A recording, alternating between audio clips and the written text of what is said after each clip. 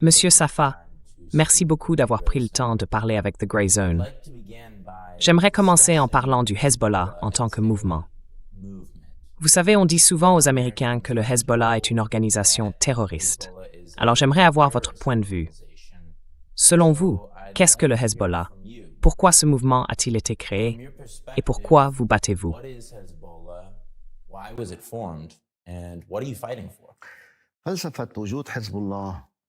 L'existence du Hezbollah et son origine même, c'était pour affronter l'ennemi israélien. Quand l'invasion israélienne a eu lieu en 1982, le Hezbollah a commencé à se structurer sur le plan militaire. Ensuite, il a évolué pour devenir un mouvement djihadiste, c'est-à-dire à la fois militaire et politique, issu de différentes composantes sociales et culturelles, et ainsi de suite. Quant au Hezbollah en tant que جهادية يعني عسكرية وسياسية أيضا كذلك الأمر من عدة نواحي اجتماعية وثقافية إلى آخره.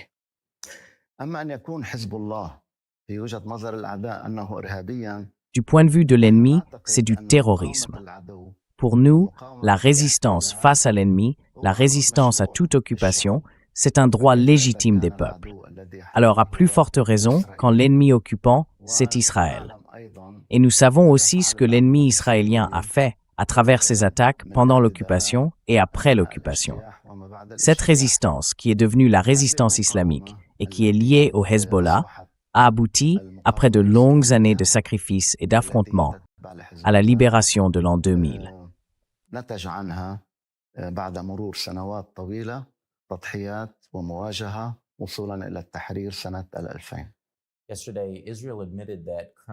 Hier, Israël a reconnu que le colonel Meir Biderman avait été grièvement blessé lors d'une attaque de drone menée par le Hezbollah.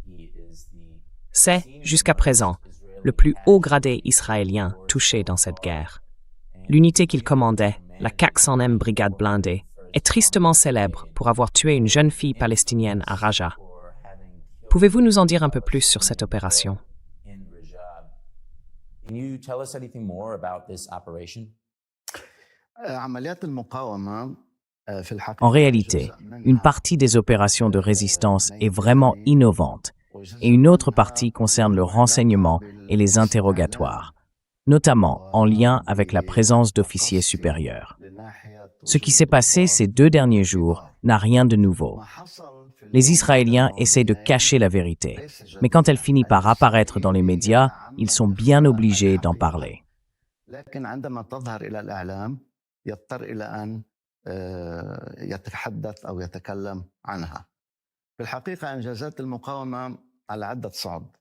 En réalité, les réalisations de la résistance sont nombreuses. Certaines concernent les affrontements, la mise hors de combat ou la blessure de soldats et d'officiers, comme ce qui est arrivé à ce commandant israélien, ou encore au commandant de brigade qui a lui aussi été visé. L'un d'eux, le commandant qui a été pris pour cible à Al-Qawza, ce n'était pas vraiment une opération militaire, mais plutôt une opération de sécurité. En revanche, pour le commandant en chef, c'était une opération délibérée. La résistance avait appris sa présence, savait où il dormait ou se reposait et la visait précisément, en tenant compte aussi de la présence d'autres personnes, car le commandant en chef n'était pas seul. Il était avec un groupe. Aujourd'hui, les images des drones FPV du Hezbollah se sont répandues comme une traînée de poudre sur les réseaux sociaux, et j'aimerais qu'on parle de leur impact. Now, footage of Hezbollah's FPV drones has spread like wildfire all across social media, so I'd like to discuss their impact. How effective have these... Dans quelle mesure ces drones ont-ils été efficaces pour neutraliser l'armée israélienne? Et pensez-vous que l'armée israélienne ait une chance de contrer la menace que représentent ces drones dans un avenir proche?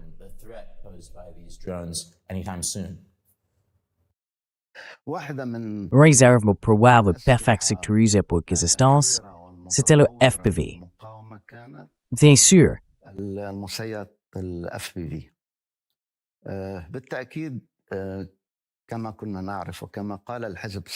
Comme on le savait déjà, et comme le parti l'avait dit auparavant, pendant les 15 mois où les Israéliens attaquaient notre peuple et le Liban, le parti laissait une chance à l'État libanais, pour des raisons diplomatiques, si je peux dire, afin de mettre fin à ces attaques. Pendant ce temps, le Hezbollah développait ses capacités en matière de missiles et d'autres types d'armements, mais aussi de véhicules, à la fois en quantité et en qualité. Il en allait de même pour les combattants, sur le plan du nombre comme sur celui du type. Dans cette dernière guerre, les Moudjahidines ont pu se concentrer sur ce type d'arme en particulier, qu'on appelle le FPV. استطاع المجاهدون أن يركزوا على هذا النوع المحدد من السلاح اللي هو قلنا عنه ال FPV واللي هي Ce qui, en réalité, a révélé l'incapacité de l'ennemi israélien à trouver des cibles précises ou à trouver une solution à ce problème et à cette arme. استهدافات معينة أو عن إيجاد حل لهذه المشكلة ولهذا السلاح. في الحقيقة هذا الأمر En fait, cette affaire a poussé l'armée israélienne à recevoir des propositions d'environ 100 entreprises pour trouver une solution à ce type d'arme. Ce n'est pas quelque chose de compliqué ni de complexe. C'est très simple, une idée qui a été utilisée sans grand effort. تم الاستفادة منها من دون تكلفة كبيرة ومن دون جهد كبير. حتى الآن هذه ال100 شركة لم تستطع. Jusqu'à présent, ces 100 entreprises n'ont pas réussi à trouver un véritable remède contre cette arme. Ça, c'est un aspect. De l'autre côté, l'effet de cette arme ne se limite pas à blesser ou à tuer l'ennemi. Elle agit aussi sur le moral de l'armée qui combat. Elle touche le moral des soldats israéliens. Imaginez, les soldats se cachent maintenant le jour et se déplacent la nuit. Ils bougent la nuit et se cachent le jour. Parce que, comme on dit en arabe, personne n'a de tente au-dessus de la tête. Autrement dit, personne n'est à l'abri. Même la mesure qu'ils ont prise, celle du filet, a permis à la résistance de pénétrer dans ce véhicule en plein cœur du filet. Cela a été prouvé dans plus d'une opération. Il y a aussi un autre point, c'est que nous, قلب الشبك بأكثر من عملية عرضه.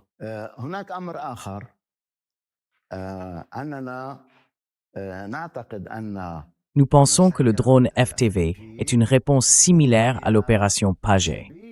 L'objectif israélien derrière le Pager n'est pas tant de tuer que de blesser, notamment aux yeux ou aux mains.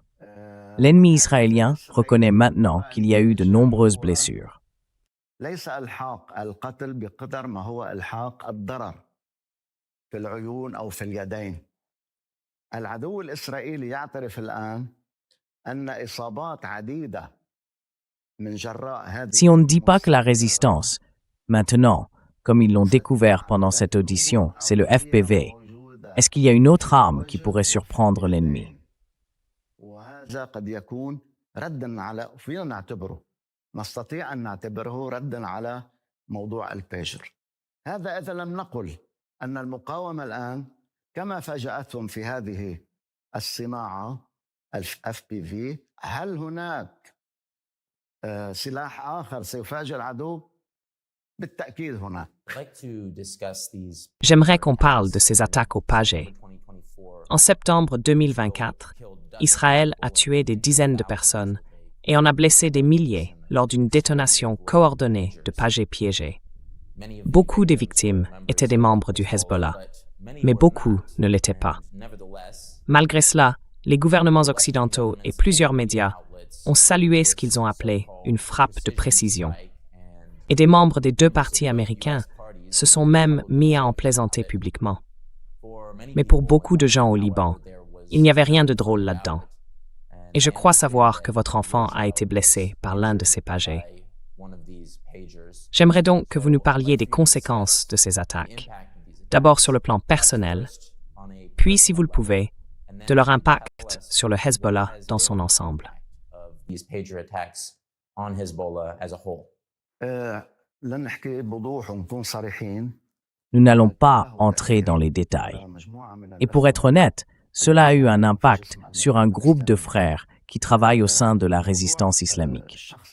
La question personnelle liée à la famille concerne aussi les familles qui ont été touchées par l'affaire des téléavertisseurs. Et pour elles, ce n'est pas moins grave. Les dommages subis n'ont pas affecté le travail de la résistance. Oui, beaucoup de frères ont été blessés aux yeux ou aux mains. Mais les effectifs de la résistance sont très importants. On se souvient que Sayed Hassan Nasrallah avait parlé d'un parti fort de 100 000 combattants. Oui, il y a eu des milliers de blessés, mais cela n'a pas empêché la résistance d'avancer. Restons un instant sur votre famille. Je comprends que c'est une question un peu personnelle, et j'espère que vous me pardonnerez de la poser. Mais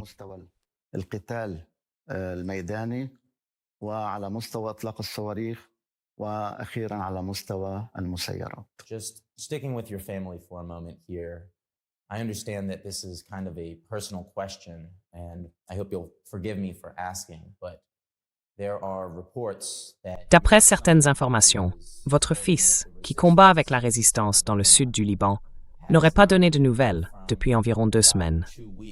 Pouvez-vous confirmer si c'est bien le cas ou nous donner une mise à jour sur la situation?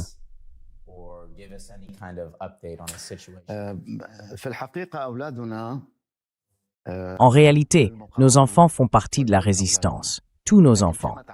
Mais quand il s'agit des miens, l'un a été touché par une bombe et l'autre est au front. Oui, nous n'avons pas de nouvelles de lui. Mais l'idée principale, c'est que les enfants des responsables de la résistance sont eux aussi sur le terrain. Ils se battent, certains sont peut-être tués, d'autres reviennent, d'autres encore sont blessés. C'est normal.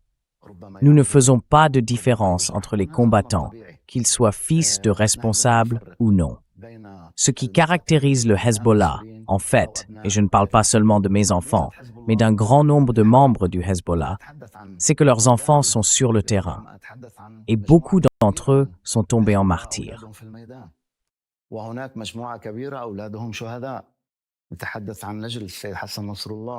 Nous parlons de la mort de Sayed Hassan Nasrallah. Nous parlons de la mort de Hajj Imad Mughniyeh. Nous parlons d'enfants qui aujourd'hui portent la responsabilité, qui sont en première ligne. Et pour certains d'entre eux, on n'a plus de nouvelles. Ils se battent, et bien sûr, dans une bataille, c'est difficile. Ça fait mal, ils peuvent gagner et revenir. Tout cela, c'est entre les mains de Dieu et du terrain. Il y a une belle expression à propos de nos enfants dans la résistance.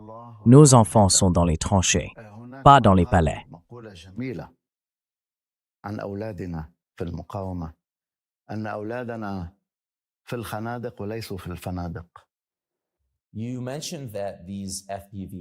Vous avez mentionné que ces drones FPV représentent en quelque sorte une réponse aux attaques menées par Israël avec ses téléavertisseurs. Depuis de nombreuses années, Israël a gardé un avantage technologique sur les mouvements de résistance, que ce soit par la puissance de son armement, ses bombes massives, ou sa capacité à infiltrer la société, pas seulement au Liban, mais aussi en Iran, pour recruter certaines figures, poser des bombes ou assassiner des membres de la résistance. Je me demande donc, pensez-vous que ces drones FPV marquent un tournant dans la guerre asymétrique? Et est-ce que le parti a d'autres surprises en réserve pour les forces israéliennes?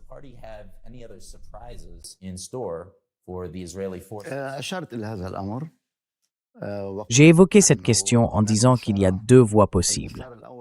La première concerne cette nouvelle arme qui a la capacité d'évoluer, et il y a une autre voie qui pourrait constituer une surprise pour l'ennemi liée à sa sécurité et à ses affrontements militaires. La résistance nous a habitués aux surprises dans toutes ces guerres. Si on parle de la guerre de 2006, la surprise pour l'ennemi israélien, c'était les missiles Kornet, devenus célèbres par la suite. L'une des autres surprises, c'était le navire israélien qui a explosé en mer. Une autre encore, c'était le suicide de l'ennemi israélien. Aujourd'hui, dans cette guerre, oui, il y a des surprises. La première ou la dernière, c'est le bombardement par drone FPV. Mais avant cela, il y a eu la surprise de Maidan.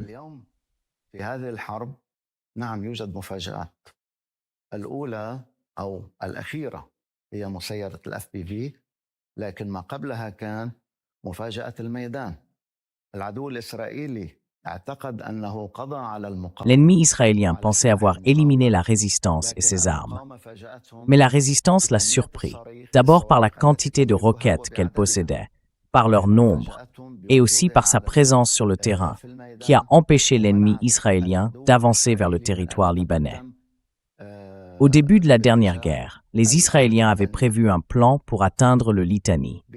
Pendant la guerre, ils n'ont pas réussi à y parvenir. Ils se sont arrêtés à environ 4 à 6 kilomètres de la frontière libanaise. Et pendant cette défaite, Israël a tout de même avancé. C'est l'un des exemples que le Hezbollah cite pour dire qu'il a remporté la victoire.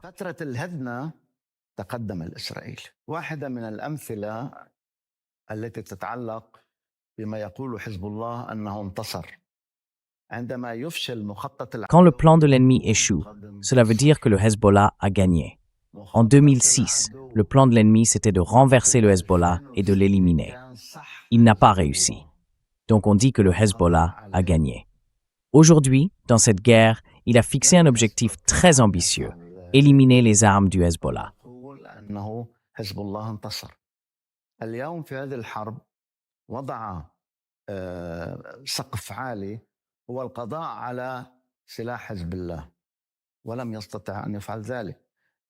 Et il n'a pas pu le faire. Ensuite, il est revenu sur un point en disant que le président israélien avait déclaré que ce n'était pas leur intention de démanteler l'armée du Hezbollah ni de reconstruire le Hezbollah. Ce n'est pas parce qu'il ne le veut pas, mais parce qu'il n'en est pas capable. Il n'a pas pu atteindre le Litani, alors il s'est arrêté à la limite qu'il avait atteinte. Le ministre israélien de la Défense, Israël Katz, a laissé entendre qu'Israël pourrait de nouveau attaquer l'Iran et le Liban.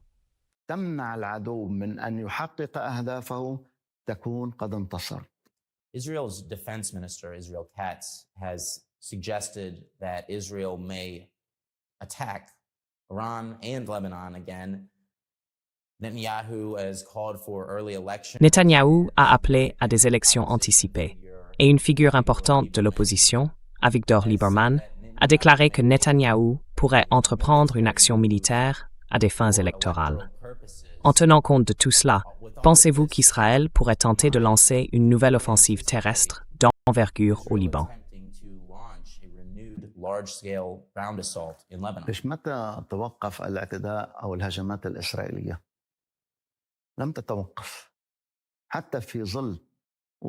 Même dans le contexte d'une hudna ou d'un cessez-le-feu, les attaques restent intenses et continuent. Le plus probable, c'est que les Israéliens agissent dans le sud.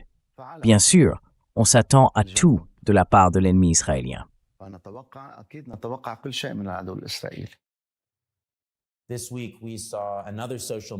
Cette semaine, on a vu une nouvelle publication sur les réseaux sociaux du nouveau dirigeant syrien qui se félicitait de sa relation avec Donald Trump.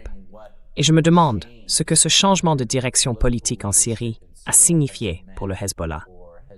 Dans quelle mesure ont-ils limité votre capacité à opérer et à vous réarmer? Et dans quelle mesure le parti a-t-il réussi à se remettre de ce changement?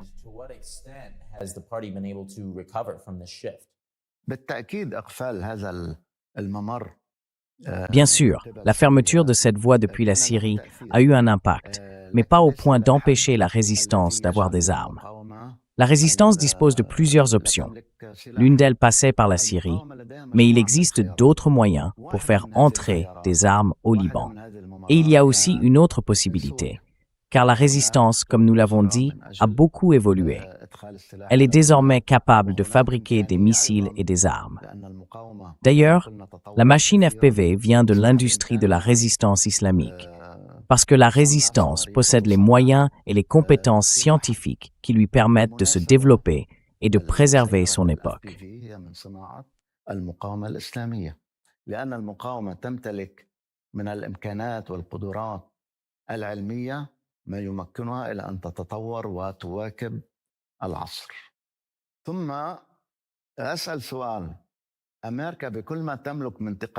Réfléchissez.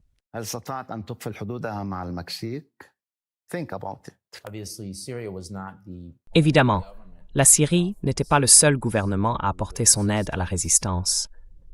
Quand Sayed Hassan Nasrallah a été tué par Israël, il se trouvait aux côtés d'un général des gardiens de la révolution iranienne. Alors je me demande, aujourd'hui, Quelle est la nature de la relation avec les gardiens de la Révolution?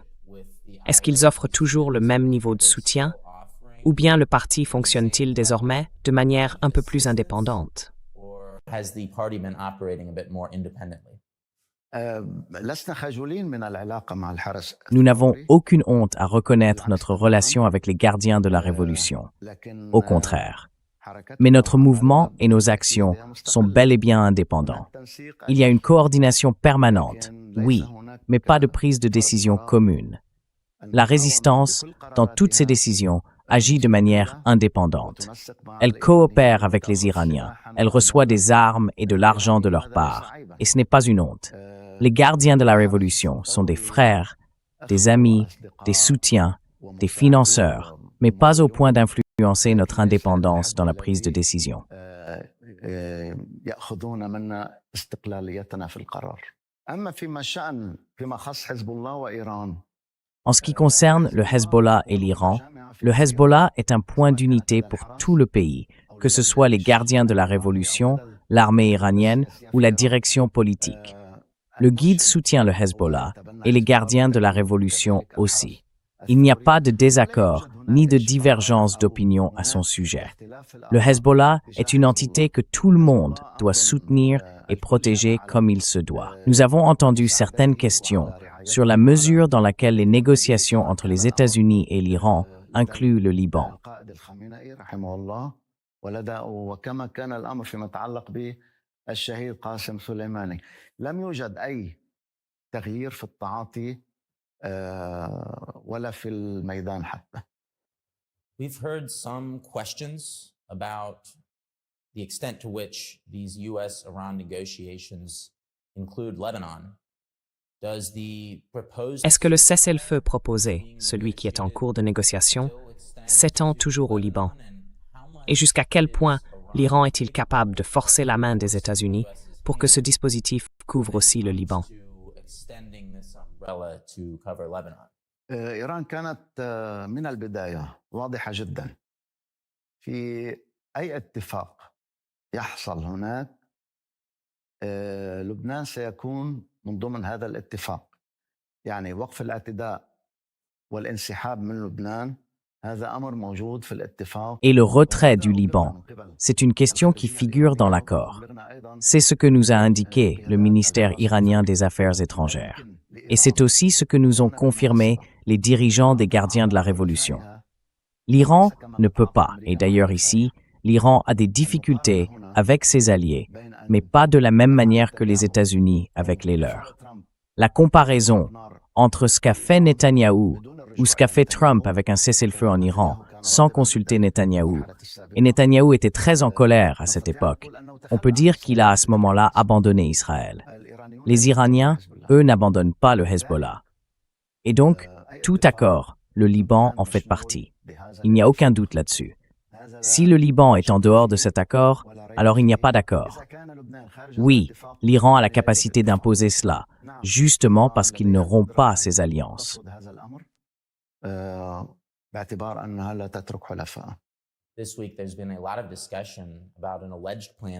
Cette semaine, on a beaucoup parlé d'un plan supposé du gouvernement américain pour créer, au sein de l'armée libanaise, une unité chargée spécifiquement de désarmer le Hezbollah. Beaucoup de Libanais craignent qu'un tel projet ne conduise à une occupation israélienne, voire à une guerre civile. Mardi, un député du Hezbollah a déclaré que la résistance considérerait toute unité de ce type comme une force hostile, et donc comme une cible militaire légitime. La relation entre le Hezbollah et l'armée libanaise est complexe, même si le mouvement a toujours affirmé vouloir maintenir de bonnes relations avec les forces armées libanaises. Les deux ont d'ailleurs coopéré à un moment donné, en 2017, lorsqu'ils ont libéré des villes frontalières comme Arsal de l'emprise de Daesh. Pouvez-vous nous en dire plus sur la réaction de la résistance face à cette tentative de créer une unité chargée de vous désarmer? Et pouvez-vous aussi nous parler de l'état actuel des relations entre le Hezbollah et l'armée libanaise?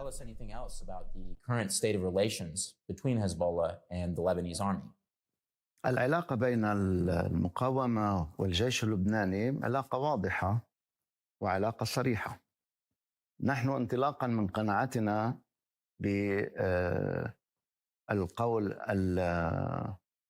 المعادلة الذهبية التي Le عبرنا rapport عنها d'or dont nous الجيش avons والشعب parlé, والمقاومة l'armée, le peuple et la résistance, c'est ce qui nous a fait gagner en 2006. Nous avons lancé cette idée et nous considérons toujours que l'armée libanaise, dans sa doctrine, voit Israël comme un ennemi. Nous l'avons vu sur le terrain quand les Israéliens ont bombardé et tué plusieurs soldats de l'armée libanaise. Nous ne nous attendons pas à ce que l'armée libanaise forme une force pour affronter le Hezbollah ou pour retirer les armes du Hezbollah. Mais nous rejetons cette idée et nous rejetons aussi les pressions américaines qui vont dans ce sens. Et si cela devait arriver, ce serait le début de quelque chose qui ne profiterait en rien au pays. وإذا حصل هذا الأمر فسيكون مقدمة لشيء يحدث ليس في مصلحة البلد على الإطلاق. إذا كانوا يريدون مصلحة لبنان ومصلحة S'ils veulent le bien du Liban et la paix au sein des familles, ils ne doivent pas créer cette brigade. La raison même de sa création, c'est que les Israéliens n'ont pas réussi à le faire. Ils n'ont pas réussi à retirer les armes du parti, ni à le vaincre. Alors ils en sont arrivés là, en coordination avec les Américains, parce qu'ils savent très bien que cela provoquera une fitna dans le pays et qu'ils savent aussi que cette décision sera un choc pour la stabilité interne du Liban. C'est pour cela que nous disons, réfléchissez bien et soyez conscients de ce que cela implique.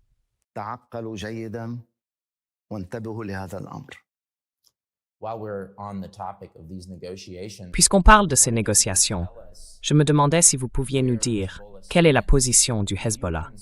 Est-ce que vous considérez que ces tentatives de négocier avec Israël constituent une violation de la constitution libanaise?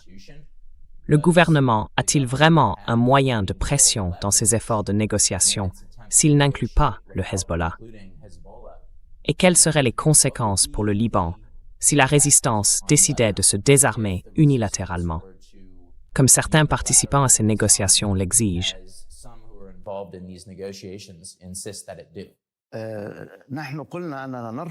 Nous avons dit que nous rejetons l'idée que l'État libanais engage des négociations directes avec l'ennemi israélien, et cela pour plusieurs raisons.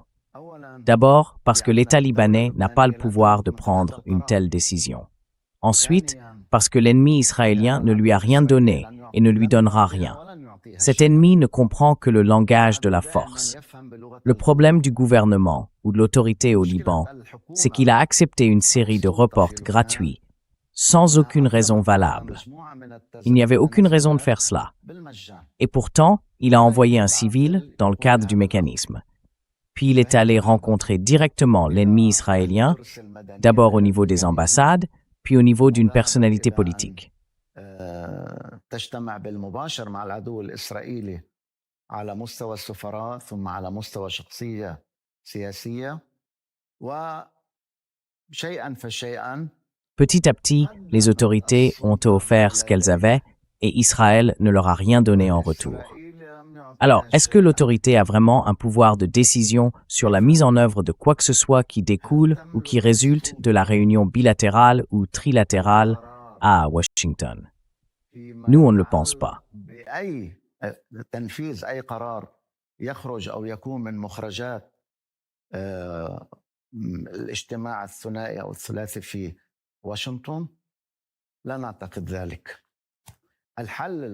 La seule solution, c'est de tirer parti de ce que fait la résistance, et non de ce qu'a produit une diplomatie qui a échoué. Nous sommes convaincus que ce qui va se passer au Liban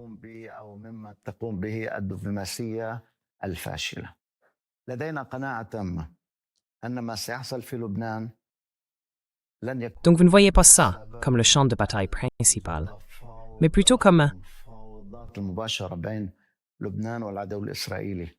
وإنما سيكون بسبب ما تتفق به أو عليه إيران وأمريكا من خلال الوسيط الباكستاني. So you see this not as the primary battlefield, but as une extension d'une guerre régionale plus large. war? لأن الدولة ولأن السلطة لم تستطع أن تفعل شيئا. Parce que le gouvernement, parce que les autorités n'ont rien pu faire, qu'elles n'ont pas pu arrêter les attaques israéliennes. Quelqu'un est venu aider le Liban à y mettre fin. On peut lui dire bonjour et bienvenue. La résistance est venue d'Iran pour apporter son aide. Sinon, Dieu nous en préserve.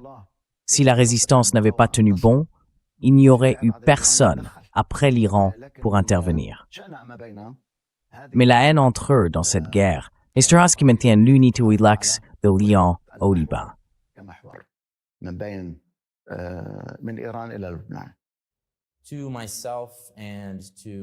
Pour moi et pour beaucoup d'Américains, il semble que les États-Unis, sous Trump bien sûr, mais aussi, dans une certaine mesure, sous Biden, à travers ses négociations avec le Hamas, utilisent ces discussions comme un prétexte pour prolonger le conflit.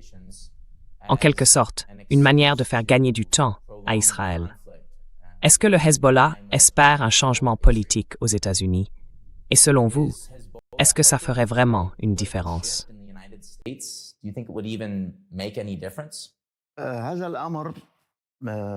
Cela arrivera certainement, parce que le comportement de Trump et la façon dont il a égaré le peuple américain auront forcément des conséquences pour lui et pour son parti.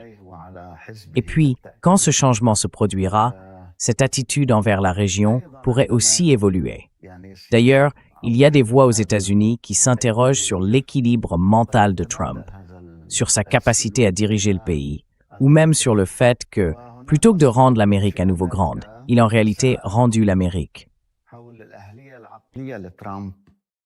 وحول أهليته لقيادة أمريكا أو أن بدل أن يجعل أمريكا عظيمة مرة أخرى هو جعل من أمريكا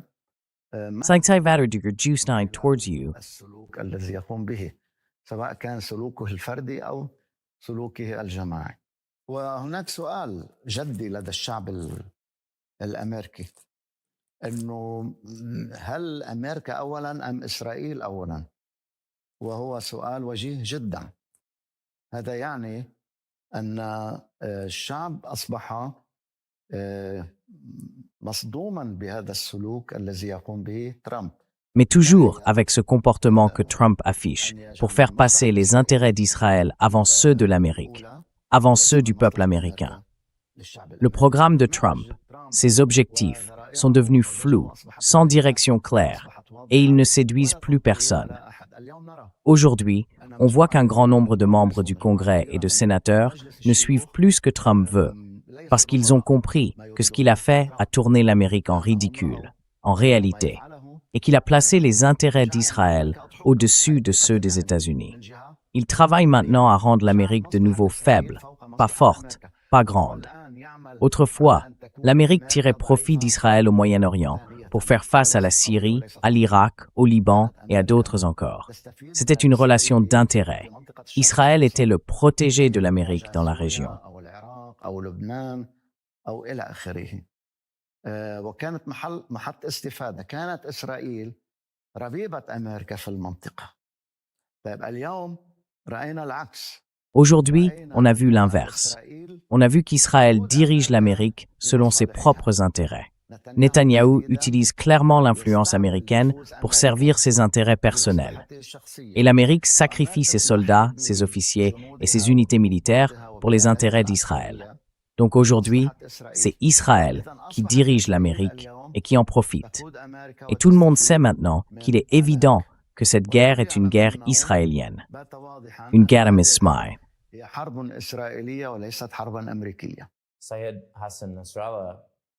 Sayed Hassan Nasrallah a déclaré de manière très connue qu'il considérait les États-Unis comme le principal adversaire du Hezbollah et qu'il voyait Israël comme une sorte de prolongement de l'Empire américain. Mais j'ai l'impression que vous suggérez quelque chose d'un peu différent. Est-ce que la position du parti sur cette question a changé?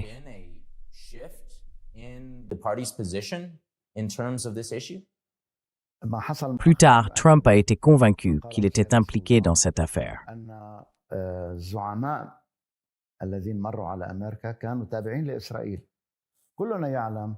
أن الضرب على إيران كانت بطلب من نتنياهو وترامب لاحقا اقتنع أنه تورط في هذا الأمر لأن الأمر يتعلق بمصلحة نتنياهو.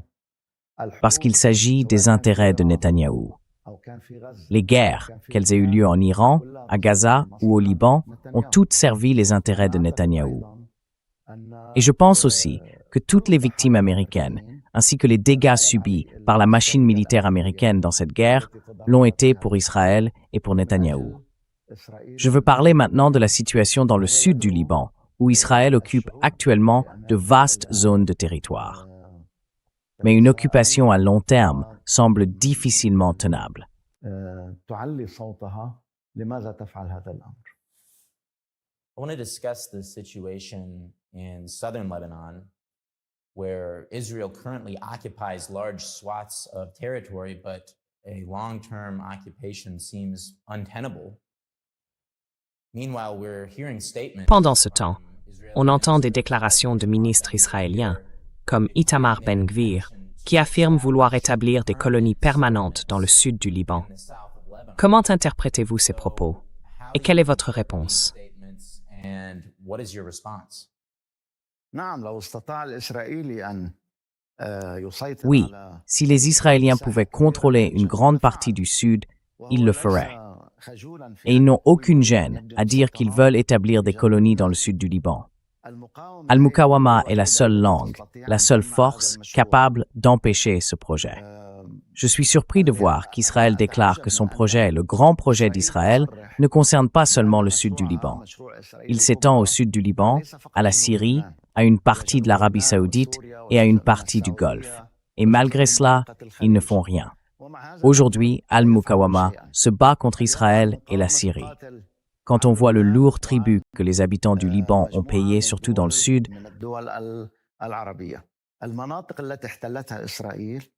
بالتأكيد لن تبقى موجودة فيها وعليها إن لم تتحرر من خلال المفاوضات الموجودة بين أمريكا وإيران عبر الباكستاني ستتحرر بجهود المقاومة كما حصل سنة 2000.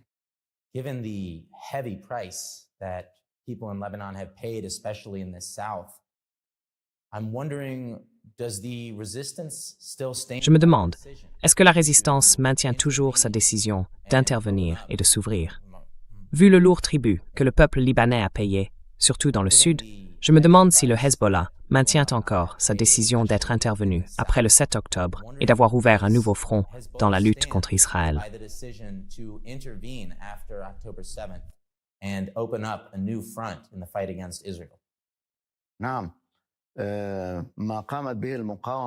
Oui, ce que la résistance a fait le 8 octobre, c'est quelque chose dont elle était convaincue et dont elle reste convaincue aujourd'hui.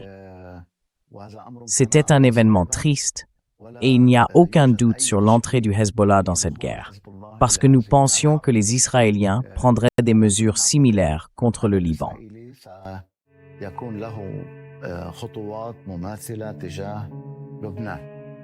Thank you very much.